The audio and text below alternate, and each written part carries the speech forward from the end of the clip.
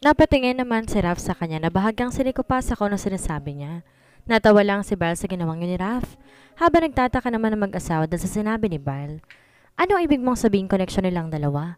Nagtatakang tanong ni Mrs. Buenafe. Napalingon si Bal kay Raf at pasimpleng napangisi. Siguro si Pamela na lang ang magsasabi sa iyo nun. Natatawang sabi ni Bal. Pasensya na kayo sa sinasabi ng isang tuwa, talagang ganito lang to magsalita eh. Sabi naman ni Raf sa mag-asawa. Kahit na nagtataka ang mag-asawa, hindi nila yun pinahalata at natawa na lamang. Ngunit talagang nais rin nilang malaman ko anong sinasabi ni Bal. Ma'am, the dinner is ready.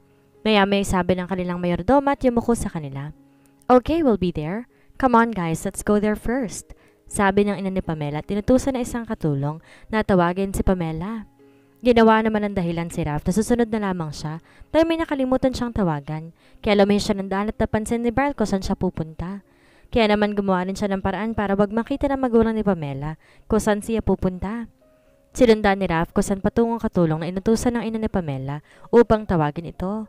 Maya-maya kumatok ito sa isang pinto at bahagyang binuksan. Narinig pa niya ang sinabi nito maging ang naging sagot ni Pamela. Maya-maya pa'y lumabas na to ng pinto kaya bahagya siyang nagtago. Nang makalampas sa kanya at makababa ng hagdan, saka siya lumapit sa kwarto ni Pamela. Dahan-dahan niyang binuksan to at sumilip. Nakita niya si Pamela nakatalikod sa gawin niya tila may inaayos na gamit. Sinara niyang muli ang pinto at dahan-dahang lumapit sa likuran ni Pamela. Niyakap niya ang bewang nito na naging dahilan para mapasigaw si Pamela. Ay, kabayo! Gulat na sambit ni Pamela at lumayo sa taong bigla na lang yumakap sa bewang niya. Ngunit napakunot noo siya na makita si Raf. Raf? Bakit ka nandito? Di makapaniwalang sambit niya. Pero di sumagot si Raf at lumapit lang to sa kanya. Saka maling niyakap ang bewang niya papalapit dito. I just miss you so I'm here. Nakangising sabi ni Raf. Well, alam kong darating kayo pero bakit ka nandito sa kwarto ko? Baka may makakita sa iyong pumasok ka. Nag-aalala lang sabi ni Pamela. Hindi ako papasok dito kung di ako handa. Kaya malamang gumawa ako ng paraan para puntahan ka dito. So are you going to scold me or kiss me instead? Saad ni Raf. Natawa na lang si Pamela sa sinabi niyo ni Raf at agad niyang kinawit ang kanyang dalawang kamay sa batok nito. Of course I want to kiss you. Tugon niya at kusang humalik sa labi ni Raf. Napangisi naman ang lalaki at maalab at tinugunan ang halik ni Pamela.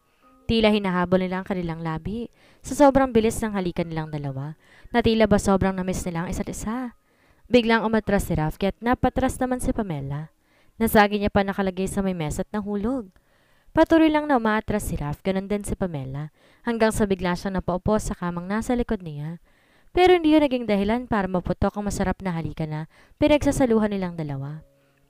Bumaibabaw si Raf sa kanya, habang patuloy pa rin nananabik na halik nito sa kanya. Maya-maya'y bumaba ang halik ni Raf at binilingan nito ang leeg ni Pamela. Napapikit naman si Pamela habang nakangiti sa ginagawang yun ni Raf. Baka hanapin na nila tayo, sabi ni Pamela. Naramdaman niyang pinasok ni Raf ang kamay nito upang masapo ang mainit na balat ng dibdib ni Pamela. Napasinghap naman si Pamela, lalo pat sinabay nito ng pagsipsip sa kanyang leeg. Raf, we cannot do this here. Muli niyang sabi. Naramdaman niya huminto si Raf sa paggalaw, bahagyang napabuntong hininga. Dahan-dahan nilis ni Raf ang kanyang kamay sa loob at inayos ang damit ni Pamela. Yeah, I know that. Let's go, bago pa magbagong isip ko. Nakangising sabi ni Raf at tumayo na. Tinulungan din niyang tumayo si Pamela. Agad namang inayos si Pamela ang kanyang sarili bago binuksan niya iyon habang bahagyang sumisilip. Tinignan niya kung may ibang tao sa labas at mabuti na lamang wala siya nakita. Kaya't lumabas na siya kasunod si Raf. Sabay sila naglakad at sumilip mula sa may hagdan. Na makitang walang tao naglakad na sila pababa at dumiretso na sa dining area. Naabutan nila mga itong abala sa pag-uusap. Nahinto lang yun nang dumating silang dalawa at tila nagkomento mag-asawa sa pagdating nilang dalawa. Habang kumakain, nag-uusap sila tungkol sa kanilang negosyo. Bawat isa may iba't ibang komento. Humahanga naman ang ama ni Pamela nang malaman ng naging buhay noon ni Raf bago na nakarating sa pag-asenso nito. Nang mapag-usapan nila kung may napupusuan o nobe ba si Raf, hindi to halos makasagot dahil may mga bagay na hindi niya kayang sabihin, lalo na kay Pamela. Sinabi na lang niyang matagal na siyang single at wala pa siyang naliligawan at napupusuan ngayon. May nasabi si Bal kanina, Pamela. Nais naming malaman kung anong mangyayari sa inyo ni Raf. Maya-may tanong ng kanyang ama. Natigilan naman si Pamela sa tanong na iyon ng kanyang ama. Napatingin siya kay Raf at napatango. Bigla niyang naalalang pag-uusap nila noon, lalo na tungkol sa nangyari sa kanya. Pamela? Tawag ng kanyang ina. Oh, I said before about the man who saved me. That man was Raph. He's the one who saved me from the verge of death. Napatpad ako sa isa niya at ginawa niyang iligtas ako. Nakangiting sabi ni Pamela at napatingin kay Raph na nakangiti. Nagulat naman ang kanyang magulang at muntik nilang malimutan ang tungkol sa taong nagligtas kay Pamela. Napatingin sila kay Raph na bahagyang yumuko sa kanila. Si Rafael ang lalaki nagligtas sa'yo? Di makapaniwalang sabi ng kanyang ina. Yes, he is. The day we parted, I thought we would never see each other again, but look, he became one of our investors. I was shocked back then but thankful that the man who saved me was still there. Gusto ko magpasalamat sa kanya kaya naman naging close kaming dalawa. Yun lang. Pahayag ni Pamela. Nakita niyang hindi maalis na magulang nila ang ngiti matapos marinig iyon. Kinuwento ni Pamela ang magagandang alaala niya sa isla ni Raph at yun lang din ang nalaman ng kanyang magulang na may sariling isla si Raph kaya namamanga sila dito.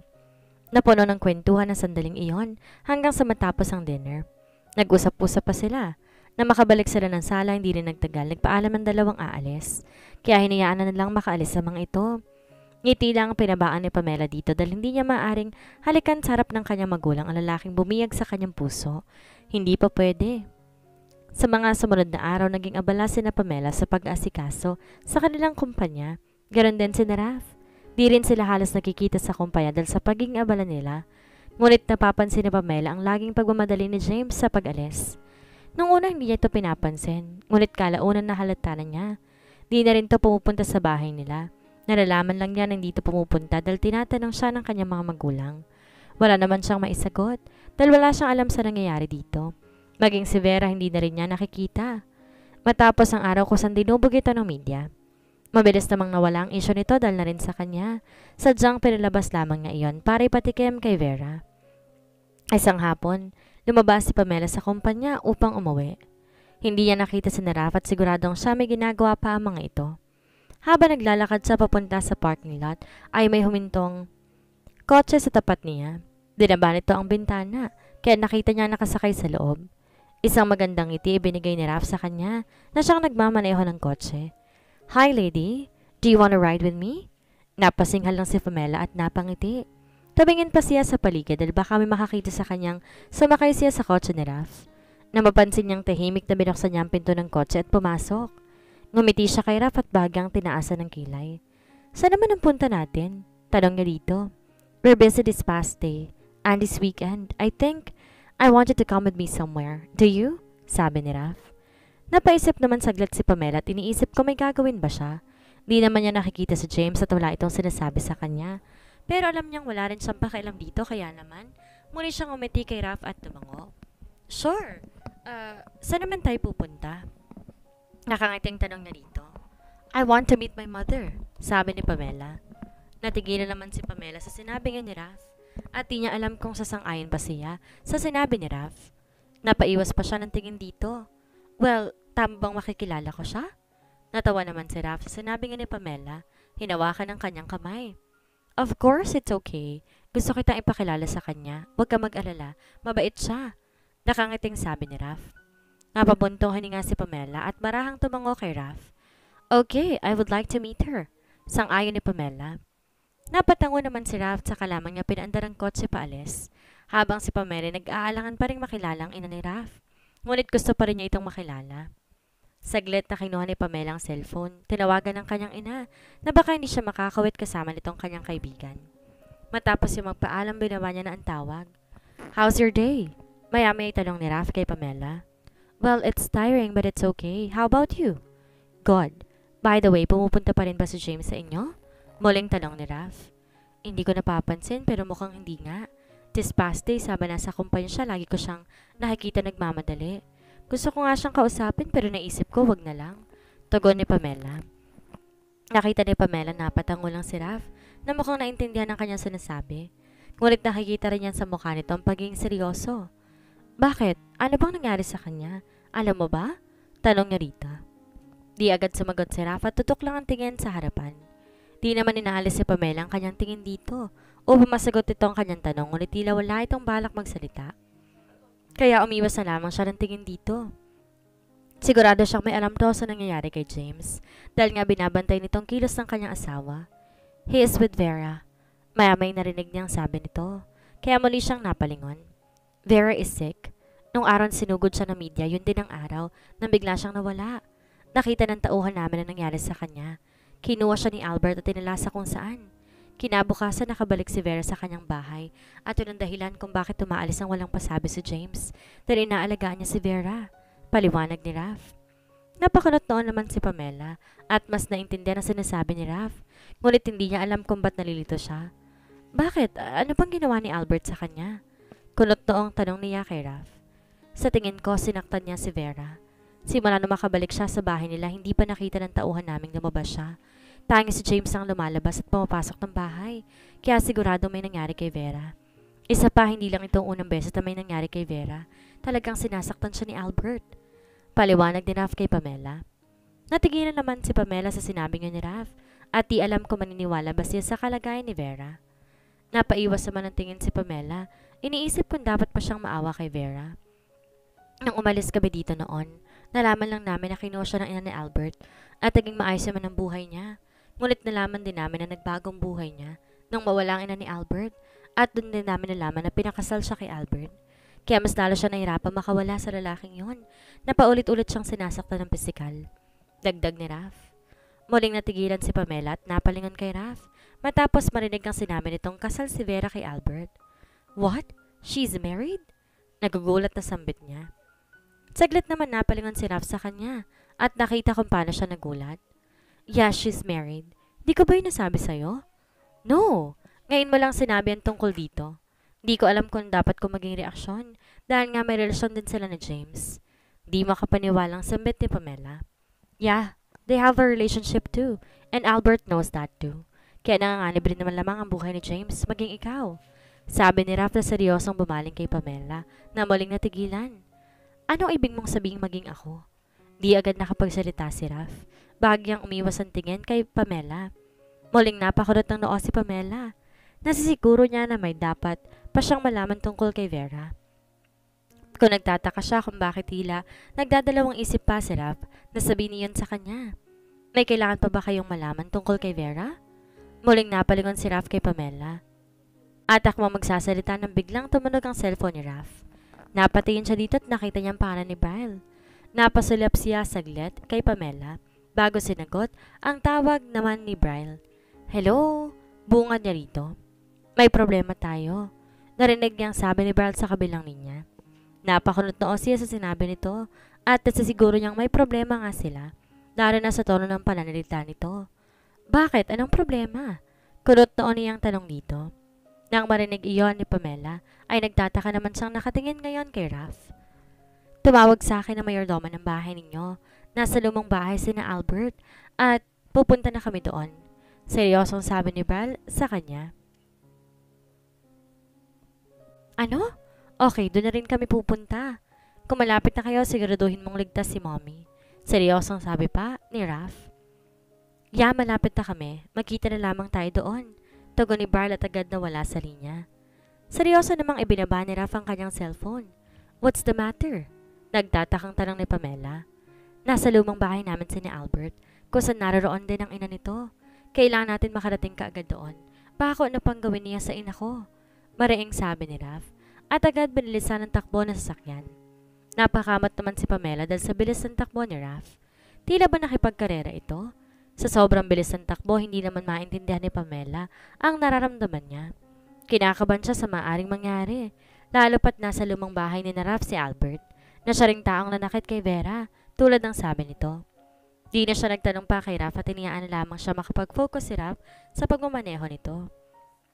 Halos kalahating oras ang lumipas. Nakita ni Pamela pumasok sa isang malaking gate ang kotse ni Raph. Nakita niya at isa itong subdivision dahil na rin sa nakalagay sa itaas ng gate. Napakunot noo pa siya dahil pakiramdam niya ay nakarating na siya sa lugar. Ngunit sadyang hindi niya maalala. Nais niya sana magtanong kay Raph pero hinayaan na lamang niya muna. Ilang liko ang ginawa nito at nakikita niya ang mga lalaking bahay sa paligid. Medyo may kalumaan na pero may iba rin na bago pa. Maya-maya may natanaw siya mga sasakyan na nakaparada sa isang malaki at lumang bahay. Ngunit kahit luma na ito'y makikita pa rin ang ganda nito. Ipinarada ni Ralph ang sasakyan at napagtanto ni Pamela na ang bahay na tinatanaw niya ay ang tinutukoy ni Ralph. Sumunod ka sa akin. Seryoso niyang sabi. Bumaba si Ralph, ganon din siya. Lumapit si Ralph sa kanya, tinawakan ang kamay niya. Tsaka sila pumasok sa loob ng malaking gate ng bahay. Lakad takbo ang ginawa ni Ralph hanggang makarating sila sa malaking pinto ng bahay. Nakabukas ito at na makapasok sila, nakita ni Pamela si Barl na seryoso nakatingin sa isang taong nakaupo sa couch. Nakapalibot dito ang kalalakihan sa likuran nito na tila mga tauhan. O, ang bilis naman nata ng balita at agad kang nakarating dito. Sabi nito na makita si Ralph. Napatingin si Pamela kay Ralph at nakita niyang kakaibang galit sa mga mata nito. Saka siya muling tumingin sa kinaroroonan ng taong iyon. Ngunit nagtama lang ang paningin nila. Nakita niyang sinugod siya nito ng tingin. Tsaka napangisi. Agad naman siyang hinila ni Ralph sa likuran nito na tila tinatago siya. Ay! Baka may kasama ka magandang binibini. Hello, Miss Benefe. Are you enjoying his company? Nakangising sabi nito sa kanya. Why are you here? Where is my mother?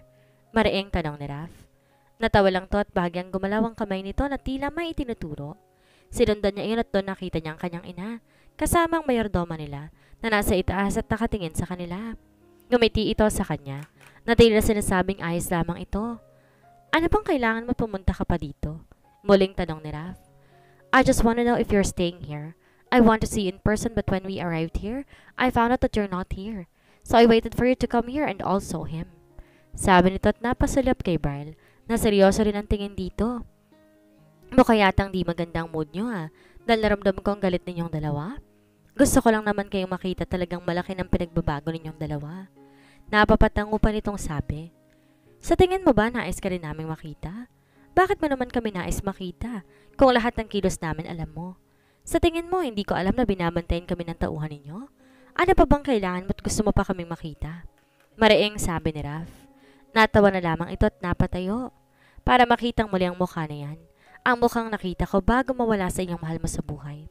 I'm satisfied to see your face and now I can see a new face here. Nakangiting sabi nito at napatingin muli kay Pamela. I think she knows about Vera and me already. That bitch is really. She have everything but she wants your life too. That's why I give her punishment. Do you know that your husband is with her now? Taking care of her. Acting like a husband. Oh, di nga pala totoo ang kasal ninyo kaya malakas ang loob nilang dalawa na magsama. Ano bang gusto mong gawin sa kanila? Pwede ko yung gawin kahit papatayin ko silang dalawa. Nakangising sabi ni Albert. Natigilan naman si Pamela, lalo na sa huli nitong sinabi. Pakiramdam niya may isang bombang sumabog sa kanyang isipan dahil sa sinabing ni Albert. Dahan-dahan siya napatingin kay Ralph at Barl at kay Pamela. Matapos yung sabihin ni Albert, di nila alam kung ano nararamdaman ngayon ni Pamela. Oh, mukhang wala ka ring alam tungkol dyan Now you know. By the way, goodbye for now. I know the next time we see each other, we will be holding our own gun to kill each other. Nakangising sabi ni Albert at naglakad na palabas ng bahay.